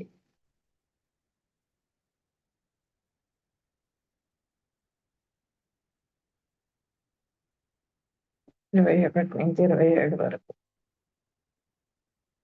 ఏవం ముక్తో ఋషికేశో, సంజయుడు చెప్తున్నారనమాట. ఏవం ముక్తో ఋషికేశో గుడాకేశేన భారత సేనయోరుభయోర్మధ్యే స్థాపయిత్వా రథోత్తమం. ఓ భరతవంశీయుడా, ధృతరాష్ట్రునికి సంబోధనం అన్నమాట. ధృతరాష్ట్రుడిని చెప్తున్నారు ఆయన ధృతరాష్ట్రుడికి. భరతవంశం వాడా నువ్వు, అర్జునునిచే ఇట్టు చెప్పబడిన వాడై శ్రీకృష్ణ భగవాన్ 2 పక్షాల మధ్యలో తీసుకెళ్లి ఆ రథాన్ని నిలబెట్టాడు. నిలబెట్టిన తర్వాత భగవంతుడు చెప్తున్నారు, ఏం చెప్తున్నారు? భీష్మద్రోణ ప్రముఖతః సర్వేషాంచ మహీక్షితాం ఉవాచ పార్థ పశ్యైతాన్ సమవేతాన్ కురునితి. భీష్మ ద్రోణుల యొక్కయు ఇతర పృథ్వీపతుల యొక్కయు సమక్షమున రథమును నిలిపి, ఓ పార్థ, ఇతడు సమావేశమైన కురువంశీయులను అందరినీ చూడు. అందరినీ చూడు, ఉన్నారు కురువంశం, నీ వంశం వాళ్ళందరూ ఉన్నారు, కురువంశం వాళ్ళందరూ. పార్థ చూడు ఒకసారి వాళ్ళందరినీ కూడా అని చెప్పనని చెప్పారనమాట భగవంతుడు. తాన్ సమీక్ష్య స కౌంతేయ సర్వాన్ బంధూనవస్థితాన్ కృపయా పరయావిష్టో విషీదన్నిదమబ్రవీత్. కుంతిపుత్రుడైన అర్జునుడు అక్కడ ఉన్న తన స్నేహితులు మరియు బంధువులను చూసినప్పుడు కరుణతో మునిగిపోయి ఇలా ఆయన ఎట్లాంటి పరిస్థితి అంటే ఆయనది ఒక ముఖ్యమైన తాతగారు, మన గురువు గారు, వీళ్ళందరూ కూడా ముఖ్యులు, వాళ్ళందరూ కూడా ఆయనకి ఎంతో ప్రేమ, వాళ్ళంటే ఎంతో భక్తి. కానీ వాళ్ళని హగ్ చేసుకోవాలి, వెళ్ళి వాళ్ళకి పాదాలకు నమస్కారం చేయాలి, పూలతో పూజ చేయాలి. కానీ అర్జునుడి పరిస్థితి ఏంటి? బాణాలు పట్టుకొని రెడీ అవుతున్నాడు వాళ్ళ మీద బాణాలు వేయడానికి, వాళ్ళని సంహరించడానికి. ఆ పరిస్థితిని తట్టుకోలేకపోయినాడు. ఆ దీనికి తట్టుకోలేక వెంటనే మోహానికి గురైపోయాడు అనమాట అర్జునుడు. ఆ మోహానికి గురయ్యేట్టుగా ఎవరు? కృష్ణ భగవానుడే ఆ మోహానికి గురయ్యేట్టుగా చేశారు అర్జునుడిని. ఎందుకు అంటే మనకి భగవద్గీతను అందించడం కోసంగా. అట్లా మోహానికి గురైపోవటం జరిగింది. నెక్స్ట్ గురైపోయి ఇప్పుడు ఏం చెప్తున్నారు ఆయన?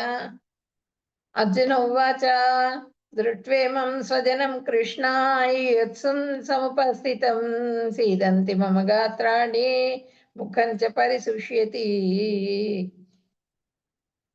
ప్రియమైన ఓ కృష్ణ, యుద్ధము చేయ కోరికతో నా ముందు నిలబడిన నా మిత్రులను, బంధువులను చూసి నా శరీర అవయవాలు కంపిస్తున్నాయి. పూర్తిగా నా శరీరం మొత్తం కూడా కంపించిపోతున్నది. అవయవాలన్నీ కూడా వణికిపోతున్నాయి పూర్తిగా వాళ్ళని చూసిన దగ్గర నుంచి.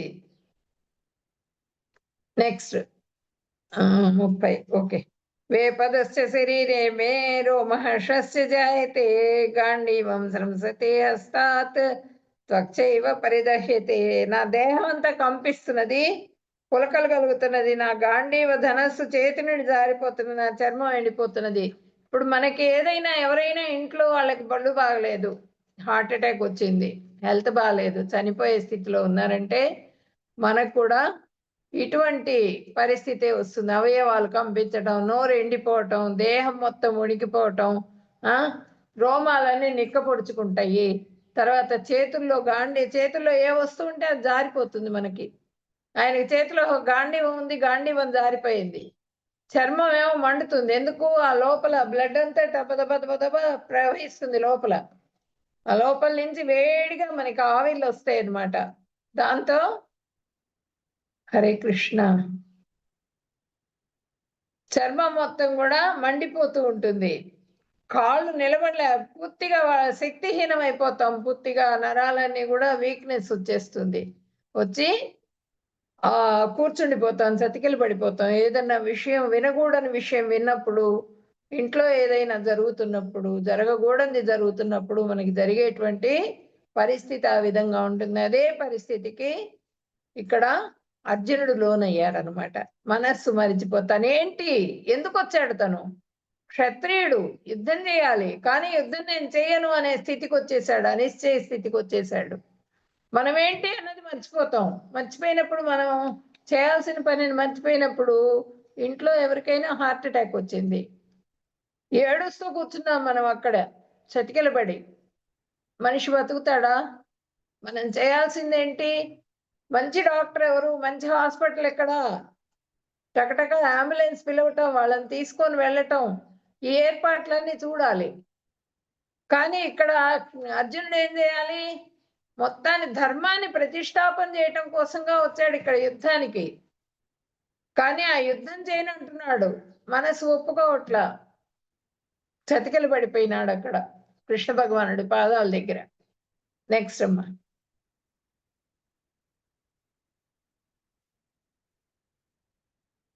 ముప్పై శ్రేయో అనుపశ్యామి హత్వా సుదినమాహవే న కాంక్షం విజయం కృష్ణ న రాజ్యం సుఖాని చ. ఓ కృష్ణ, ఈ యుద్ధంలో నా వారిని చంపడం ద్వారా ఏ విధంగా శ్రేయస్సు జరుగుతుందో నేను తెలుసుకోలేకపోతున్నాను. యుద్ధంలో వీళ్ళందరినీ సంహరించి నేనేమి బాగుకోవాలి? నా వల్ల కాదు వీళ్ళందరినీ సంహరించటం. కాబట్టి ఆ విజయం కూడా నాకొద్దు, ఈ రాజ్య సుఖం కూడా నాకొద్దు, దేని మీద నాకు ఆశ లేదు, ఇవన్నీ నాకేవి అవసరం లేదు, వాళ్ళని నేను సంహరించను అని చెప్పినని చెప్పేశాడు.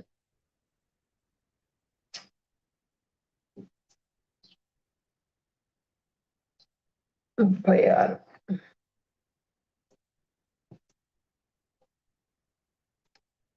పాపమేవాశ్రయేదస్మాన్ హత్వైతానాతతాయినః తస్మానర్హం వయం హంతుం ధార్తరాష్ట్రాన్ స్వబాంధవాన్ స్వజనం హి కథం హత్వా సుఖినం శ్యామ మాధవ. వీళ్ళందరూ కూడా ఆతతాయిలు.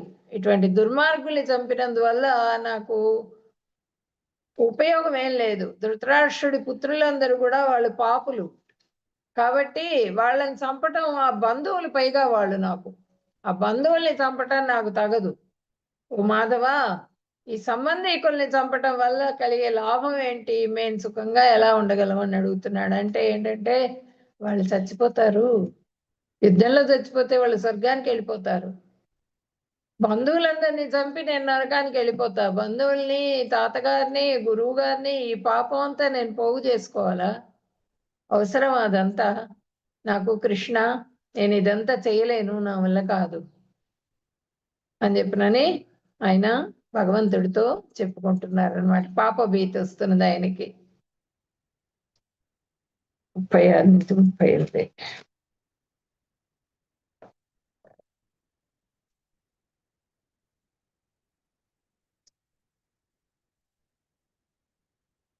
పాపమేవాశ్రయేదస్మాన్ హత్వైతానాతతాయినః తస్మాన్నర్హం వయం హంతుం ధార్తరాష్ట్రాన్ స్వబాంధవాన్ స్వజనం హి కథం హత్వా సుఖినః శ్యామ మాధవ. యద్యప్యేతేన పశ్యంతి లోభోపహత చేతసః కులక్షే కృతం దోషం మిత్రద్రోహే చ పాతకం.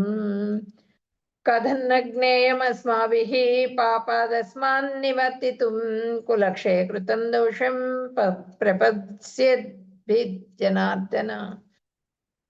అదేంటంటే, ఓ జనార్దన, లాభం చేత రాజ్యకాంక్షాపరులైన కౌరవులు ఆ లాభాన్ని ఆశించి వచ్చారు వాళ్ళందరూ కూడా. కానీ వాళ్ళనందరినీ వంశనాశనం జరుగుతుంది వాళ్ళందరినీ సంహరిస్తే. మిత్రద్రోహం వల్ల కలిగే పాతకాన్ని గ్రహించలేకపోతున్నారు. మిత్రుల్ని, బంధువుల్ని అందరినీ చంపినందువల్ల వచ్చే నష్టం ఏంటి? ఆ పాతకం వస్తుంది. ఆ పాతకాన్ని వాళ్ళు గుర్తించలేకపోతున్నారు. ఓ జనార్దన,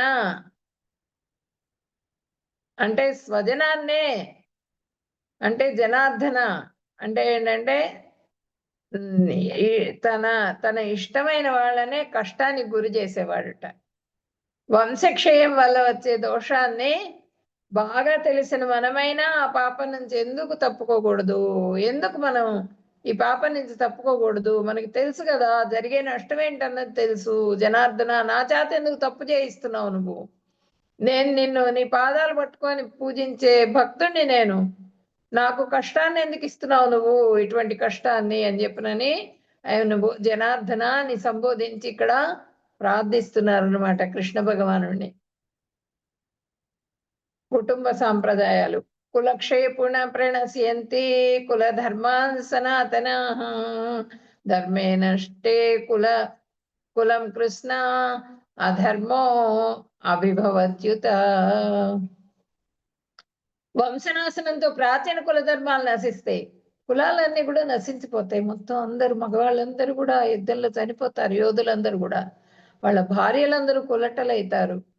ఎవరు మగవాళ్ళు సపోర్ట్ లేనిదే ఆడవాళ్ళు జీవించలేరు. కాబట్టి ఎవరు దొరికితే వాళ్ళతో తిరుగుతారు. వాళ్ళు ఆ సంతానాన్ని, సత్సంతానాన్ని కనలేరు. వాళ్ళు కనలేకపోయినప్పుడు ఆ పితృలకి వదిలేటువంటి తర్పణాలు కూడా వాళ్ళు వదలలేరు. ఎందుకంటే పితృలు రారు. వేరే వాళ్ళ తర్పణం వదులుతుంటే పితృదేవతలు రారు. ఆ వంశానికి సంబంధించిన వాళ్ళు వదిలితేనే వస్తారు. కాబట్టి ఈ కులధర్మాలన్నీ కూడా నశించిపోతాయి.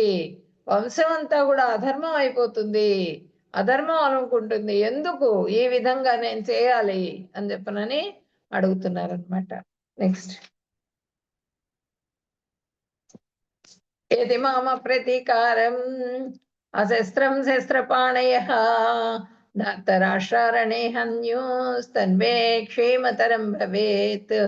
నిరాయుధుడను, ప్రతీకారం చేయని వాడను అయిన నన్ను ఆయుధాలు ధరించిన ధార్తరాష్ట్రులు యుద్ధ భూమిలో వధిస్తే అది నాకు మంచిదే. నన్ను చంపేసినా సరే, ఏంటరా నువ్వు కృష్ణ, అర్జున ఇక్కడ మొత్తం వాళ్ళందరూ నిన్ను చంపడానికి రెడీగా వాళ్ళు బాణాలు ధరించి ఉన్నారు. వాళ్ళు గాంధీవం నువ్వు కూడా గాంధీవాన్ని తీసుకో, వదిలేసావేంటి? నువ్వు గనక ఇప్పుడు ఈ సమయం కాదు ఇది, నువ్వు అట్లా గాంధీవాన్ని వదిలేసే సమయం కాదు. ఇప్పుడు గనక నువ్వు శస్త్రాలు ఏవి చేతులు లేకుండా నిలబడ్డావంటే వెంటనే నీ మీద అన్ని పడిపోతాయి, బాణాలు అన్ని పడిపోతాయి, నువ్వు చచ్చిపోతావురా నాయనా, తప్పు చేస్తున్నావు నువ్వని చెప్పి ఆయన హెచ్చరిస్తాడు. వాళ్ళందరూ చంపేసినా సరే నన్ను, నేను మాత్రం గాంధీవాన్ని పట్టను. కాబట్టి ధార్తరాష్ట్రులు ఎవరు చంపినా సరే వాళ్ళు నన్ను చంపేసినా పర్వాలేదు అని చెప్పనని అర్జునుడు చెప్పేశారు. సంజయ్ ఉవాచ ఏవం ముక్త్వార్జున సంఖ్యే రథోపస్థ ఉపావిశత్ విసృజ్య సచరం చాపం శోక సంవిఘ్న మానసః. సంజయుడు చెప్తున్నారు, యుద్ధ భూమిలో అర్జునుడు ఇలా మాట్లాడి తన ధనుర్బాణాలను పక్కన పెట్టి మనస్సు దుఃఖంతో మునిగిపోగా రథంలో కూర్చుండిపోయాడు. రథంలో చతికిల పడిపోయినాడు అనమాట. యుద్ధం చెయ్యను నేనని చెప్పి ఆయన పాదాల దగ్గర, కృష్ణుడి పాదాల దగ్గర కూర్చుండిపోయాడు అని చెప్పినని సంజయుడు చెప్పాడు. ఎవరితో? ధృతరాష్ట్రుడితో. అర్జునుడు యుద్ధం చేయకుండా ఉండటానికి చెప్పిన 5 కారణాలు ఏంటి అని అడుగుతారు. కరుణ, ఆ మనసు కరుణతో నిండిపోయింది వాళ్ళందరినీ చూడంగానే. తర్వాత భోగం, ఈ భోగం రాజ్యభోగాలు వద్దనుకున్నాడు. పాపభీతి కలిగింది, పాపం వస్తుంది నాకు కాబట్టి నేను యుద్ధం చేయను అని చెప్పినని. తర్వాత వంశనాశనం, వంశం మొత్తం కూడా నశించిపోతుంది, కులాలు మొత్తం కూడా కులనాశనం జరుగుతుంది, వర్ణ సంకరం వస్తుంది అని చెప్పినని భయపడ్డాడు.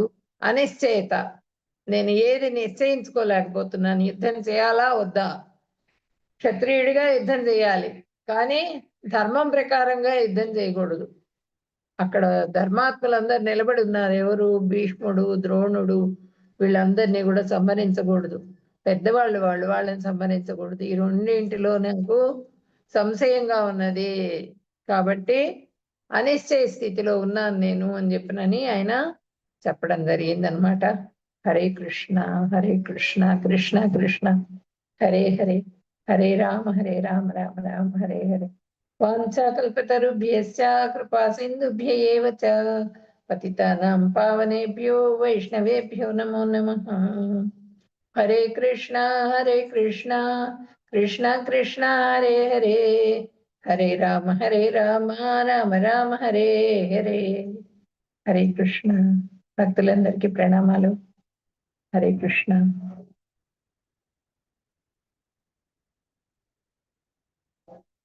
ఎవరికైనా డౌట్స్ ఉన్నాయండి ఈరోజు క్లాస్లో? హరే కృష్ణ. డౌట్స్ ఉన్నాయా ఎవరికైనా? డౌట్స్ ఉంటే అడగండి, డౌట్స్ లేకపోతే క్లాస్ ఆన్ చేసేద్దాం. చెప్పండి. మాతాజీ యూట్యూబ్ లో లింక్ వస్తుందా? మీకు ఈరోజు నేను రికార్డింగ్ అయిందో రాలేదో తెలియదు కానీ రికార్డ్ అయిన దాన్ని పోస్ట్ చేస్తాను. కిందటిసారి నేను తెప్పింది ఉంటుంది, అది పోస్ట్ చేస్తాను. యూట్యూబ్ లో వినగలుగుతామా మేము? యూట్యూబ్ లో అంటే యూట్యూబ్ లో లింక్ వస్తుందా అని అడుగుతున్నారు కదా. ఇప్పుడు చెప్పిన క్లాసు లింక్ వస్తుందా? నేను మీకు దీంట్లో వాట్సాప్ లో పెడతానండి ఇప్పుడు చెప్పిన క్లాసు మీకు. సరే మాతాజీ. వాట్సాప్ ఇది ఉంది కదా మీ దగ్గర, దాంట్లో వస్తుంది, నాకు పంపిస్తాను. కానీ అందరూ డైరెక్ట్ గానే జాయిన్ అవ్వండి, ఎందుకంటే ఇట్లా ఈ రోజు లాగా మనకి రికార్డింగ్ కుదరకపోయినా ఏదైనా ఇదైతే మిస్ అయ్యే ఛాన్స్ ఉంది కాబట్టి వీలైనంత వరకు డైరెక్ట్ గానే మీరు జాయిన్ అవటానికి ప్రయత్నం చేయండి, మిస్ కావద్దు క్లాసెస్. ఈవినింగ్ ఎన్ని గంటలకు ఉంది మాతాజీ క్లాసు? 8:30 PM కూడా ఉందా క్లాసు? 8:30 తెలియదమ్మా నాకు. సరే. 8 o'clock కి భాగవతం క్లాస్ ఉంటుంది కదా. హరే కృష్ణ. డౌట్స్ ఎవరికన్నా ఉన్నాయా ఈ రోజు క్లాస్ లో? మాతాజీ. హరే కృష్ణ. మాతాజీ, ఇప్పుడు సంజయుడు దివ్య దృష్టితో చూపిస్తానంటాడు ధృతరాష్ట్రకి, ఎందుకు వద్దని చెప్తాడు దివ్య దృష్టితో చూపిస్తానంటూ? సంజయుడు అనడు, వ్యాసుల వారు చెప్తారు. నీకు దృష్టిని ఇస్తాను, దివ్య దృష్టిని ఇస్తాను, నువ్వు చూడు అని చెప్తారు వ్యాసుల వారు. రిజెక్ట్ చేస్తారు, బట్ వై? ఆయన నేను చూడలేను, యుద్ధం జరుగుతుంటే నేను చూడలేను, ఆ శక్తి నాకు లేదు, ఎవరన్నా చూసి చెప్పేందుకు నాకు ఎవరినన్నా ఏర్పాటు చేయమని చెప్పనని అడుగుతారు అనమాట. Thank you. ఇప్పుడు మన వాళ్ళందరూ చచ్చిపోతుంటే మనం చూసి తట్టుకోగలమా? ఆ వయసు ఇది అంతా కూడా వస్తుంది. మరి అది వాళ్ళు చనిపోతారని తెలుసు ధృతరాష్ట్రకి, మరి కొడుకుల్ని ఆపొచ్చు కదా వెళ్ళకుండా. కొడుకుల్ని ఆపొచ్చు, కానీ ఆ కొడుకుల్ని ఎందుకు ఆపలేదు అంటే భీష్ముడు ఉన్నాడు కాబట్టి ఎట్లా అయినా సరే యుద్ధం మనమే గెలుస్తాం అనేటువంటి ఆశ అన్నమాట. ఆయన కూడా అక్కడ కృష్ణుడు ఉన్నాడు ఎదురుగుండా అనేది ఆయన గుర్తించలేకపోయాడు. మన అధర్మం వైపు కాలువన పోతున్నాం. అధర్మం అనేది ఎప్పటికీ కూడా నాశనమే. ఎస్ మాతాజీ. ధర్మం మాత్రమే గెలుస్తుంది, అధర్మం నాశనం అయిపోతుంది. అధర్మం ఎప్పటికైనా కూడా ధర్మపరులే గెలుస్తారు. అది ఆయన గుర్తించలేకపోతాడు అనమాట దాన్ని. ఓకే మాతాజీ. ఎందుకు? పుత్ర వ్యామోహం. ఇప్పుడు మనకు కూడా ఏదైనా కావాలి అనుకుంటాం, దాంట్లో చాలా కష్టాలు ఉన్నాయి, నువ్వు ఫెయిల్ అయిపోతావు దాంట్లో అని చెప్పినని మనసు చెప్తూ ఉంటుంది. చుట్టుపక్కల నేను అందరూ చెప్తారు, మన వాళ్ళు చెప్తారు వద్దురా నాయనా అని, కానీ మనం ఆ కోరిక వైపే మొగ్గుతాం. లేదు మేము విన్ అవుతాం అనే దాంట్లో వెళ్ళిపోతాం దాంట్లోకి. అవునా కాదా? అవును మాతాజీ. ఇక్కడ అదే జరిగింది, పుత్ర వ్యామోహం. ఓకే, పుత్ర థ్యాంక్ యూ వ్యామోహంతో మాతాజీ. ఆయన తప్పు చేశాడు. థ్యాంక్ యూ మాతాజీ. హరే కృష్ణ. అట్లా మనం చేయకూడదు అనే దాంట్లోనే భగవద్గీత అవన్నీ కూడా నేర్పిస్తుంది మనకి. నెక్స్ట్ ఇంకెవరికైనా డౌట్స్ ఉన్నాయా?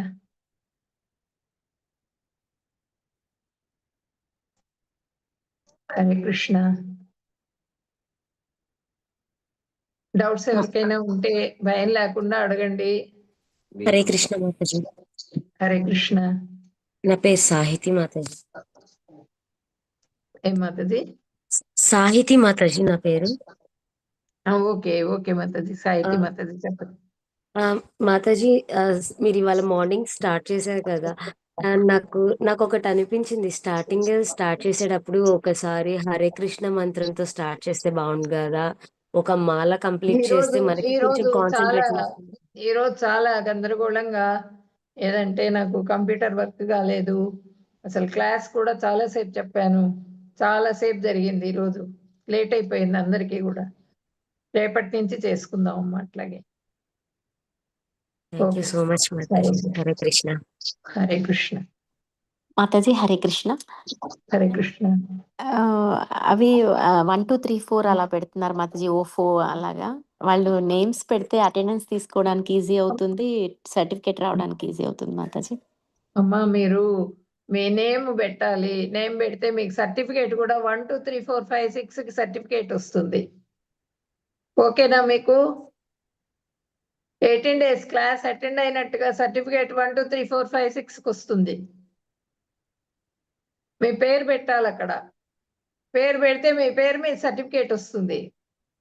రేపటి నుంచి మీరు తప్పకుండా మీ పేరుని పెట్టండి. నెక్స్ట్ ఇవాళ చెప్పగలిగితే కనుక చాట్ బాక్స్ లో పెట్టండి మీ పేరేంటో. 1 2 3 4 5 6 గెలాక్సీ ఒకటి, ఐఫోన్ అని ఇట్లా పెట్టుకుంటారు పేర్లు, అవన్నీ కూడా కరెక్ట్ కాదు. ఎందుకంటే మనకి సర్టిఫికేట్ ఇస్తారు 18 days కంప్లీట్ అవ్వగానే. అందరు చక్కగా ఎవరి పేరు వాళ్ళు పెట్టుకోండి. హరే కృష్ణ. హరే కృష్ణ మాతాజీ. చెప్పండి. సర్టిఫికేట్ ఇచ్చే ముందు ఏదైనా ఎగ్జామ్ లాంటిది కండక్ట్ చేస్తారా మాతాజీ? ఇప్పుడు మీకు క్విజ్ ఉంటుందమ్మా, ప్రతిరోజు క్విజ్ ఉంటుంది. ఏ రోజు క్విజ్ ఆ రోజు కంప్లీట్ చేయండి. ఇప్పుడు నేను చెప్పింది మొత్తం కూడా శ్రద్ధగా వింటే మీరు కంప్లీట్ చేయగలుగుతారు.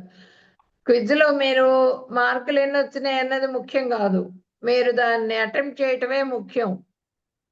అర్థమైందా? కాబట్టి అందరూ అటెంప్ట్ చేయండి. క్విజ్ అందరూ అటెంప్ట్ చేయాలి. క్విజ్ అందరూ కూడా చూడండి, చూసి దాంట్లో ఆల్ఫాబెటికల్ ఆర్డర్లోనే ఉంటుంది క్విజ్ అనేది. ఆన్సర్స్ అందరూ పెట్టండి. హరే కృష్ణ. చేస్తున్నారా మాతాజీ? ఎక్కడ ఉంటుంది క్విజ్? క్విజ్ మీకు వాట్సాప్ లింక్ లో పోస్ట్ చేస్తారు ఇప్పుడు. ఇంకా ఈ రోజు వస్తాయి అన్ని. Okay Mataji, thank you. మీరు దాంట్లో చూసుకోండి. హరే కృష్ణ. మాతాజీ అందరిది అటెండెన్స్ తీసేసుకున్నారా? తీసుకున్నాను మాతాజీ. నేమ్స్ నోట్ చేసుకున్నాను. రేపు ఒకసారి ఫోన్ నెంబర్స్ కూడా అడుగుతాను మాతాజీ. Okay okay. ఓకే. మీ అందరి ఫోన్ నెంబర్స్ కూడా మీరు చాట్ బాక్స్ లో పెట్టండి అమ్మా.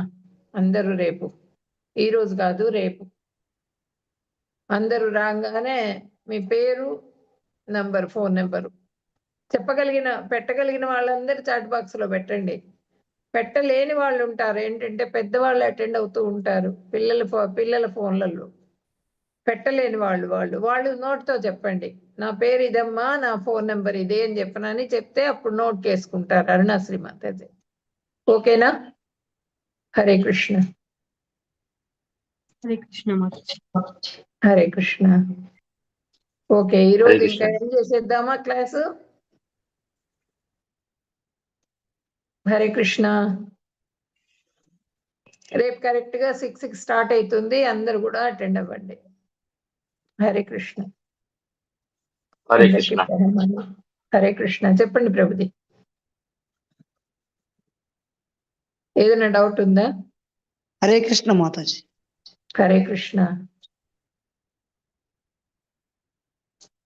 ఎవరికన్నా డౌట్స్ ఉన్నాయా? వింధ్యా మాతాజీ చెప్తే డౌట్ కూడా ఉండదు, అంతే. అయ్యో, ఎంత బాగా చెప్తారా మాతాజీ. నా నేమ్ రాసుకున్నారో లేదో నాకు తెలియదు మాతాజీ. ఏమ్మా? నా నేమ్ మాతాజీ రాసారో లేదో చెప్పరా కొంచెం? నేమ్ ఏంటమ్మా నీది? రాసుకున్నాను మాతాజీ. హరే కృష్ణ. బాల త్రిపుర సుందరి. బాల త్రిపుర సుందరి రాసుకున్నాను మాతాజీ. హరే కృష్ణ రేపు మాతాజీ. నా ఒకసారి నేమ్ రాసుకున్నారా మాతాజీ? హరే మాతాజీ కృష్ణ పద్మకుమారి. పద్మకుమారి రాసుకోలేదు మాతాజీ. రాసుకోవాలి. సంపత్ కుమార్ అనే పేరుతో ఉన్నారు మాతాజీ మీరు? కాదు మాతాజీ, సంపత్ కుమార్ అని పేరు కాదు, అది మా ఈమెయిల్ ఐడి.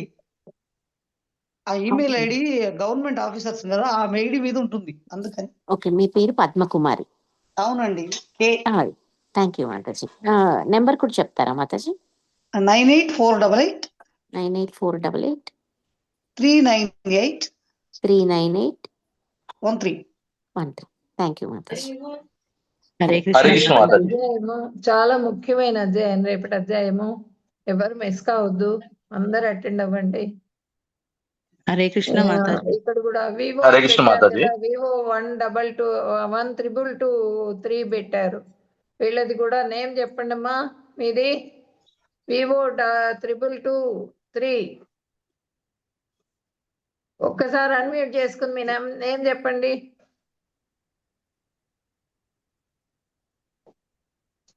ఇక్కడ కూడా X2 ఏదంటే 2406 9C8. వీళ్ళు కూడా చెప్పండి. జియోమి. మీ నేమ్స్ చెప్పాలి. నేమ్స్ చెప్తే మీకు సర్టిఫికేట్స్ వస్తాయి మీ నేమ్స్ మీద. నెక్స్ట్ లెవెల్ కి హరే కృష్ణ మాతాజీ. కావాలి కదా. హరే కృష్ణ మాతాజీ. చెప్పండి ప్రభుది. నా పేరు హేమేంద్ర సాయి అండి. నా నంబర్ 7989552589 అండి. ప్రభుజీ ఇంకొకసారి చెప్పండి ప్రభుజీ. 7989. నా పేరు హేమేంద్ర సాయి శర్మ అండి. సాయి శర్మ రాసుకున్నాను ప్రభుజీ. నెంబర్ వచ్చేసి 7989 55 2589. Thank you very much. Thank you.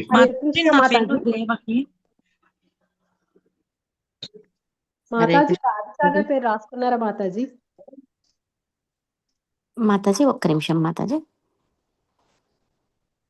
Devaki Gangula 2 నెంబర్లు పెట్టారు మాతాజీ మీరు. అంటే దేని మీద రిజిస్టర్ చేసుకున్నారు మాతాజీ మీరు? 7382491669. అదే నోట్ చేసుకుంటాను మాతాజీ. ఇంకో నెంబర్ నోట్ చేసుకోను.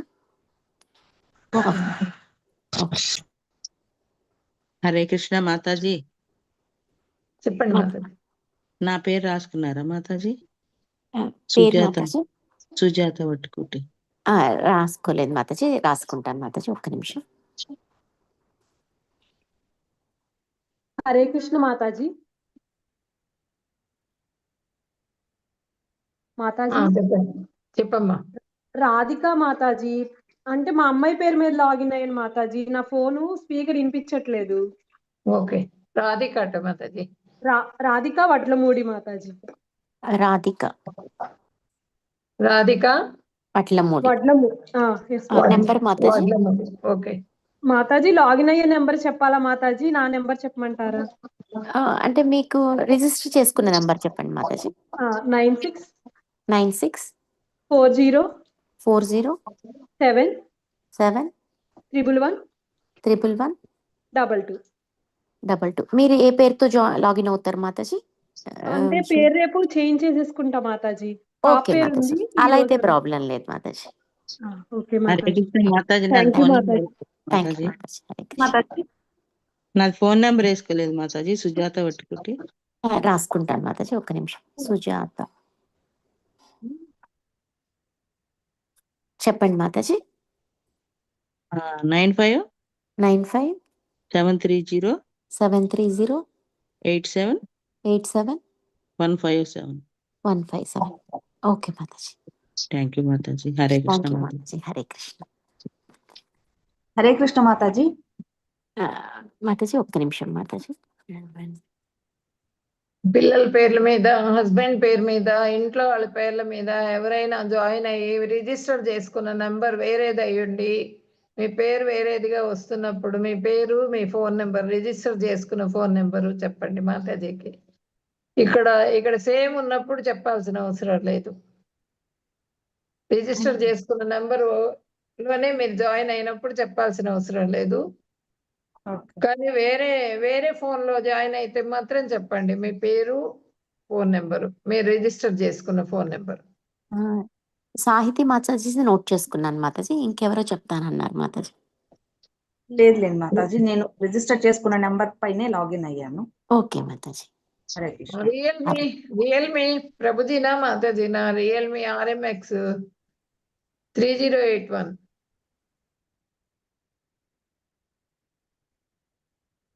హరే కృష్ణ. Realme RMX 3081. హరే కృష్ణ. చెప్పండి. ప్రత్యూష పెంచల ఏ నంబరేనా అమ్మా? ప్రత్యూష పెంచలానా? ఇదే మాతాజీ. Okay okay. ఫోన్ నెంబర్ అమ్మా? 83175. రిజిస్టర్ మొబైల్ నెంబర్ మాతాజీ. మాతాజీ 83 175 175 92 92 345. 345. పేరు మాతాజీ ఇంకో ఇంకొకసారి. నెంబర్ వచ్చింది ఇక్కడ. RMX 3085 ఒకటి ఉంది. ఈ పేరు ఎవరిది? రియల్మీ. అభిషేక్ మేడం. అభిషేక్. అవును. నెంబర్ చెప్పండి ప్రభుజీ ఒకసారి. 96 96 1818 1818 2841. 2841. Thank you Prabhuji. ఇక్కడ Vivo 1 22223.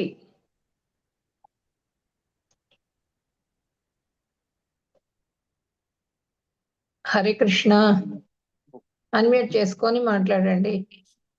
Vivo 12223.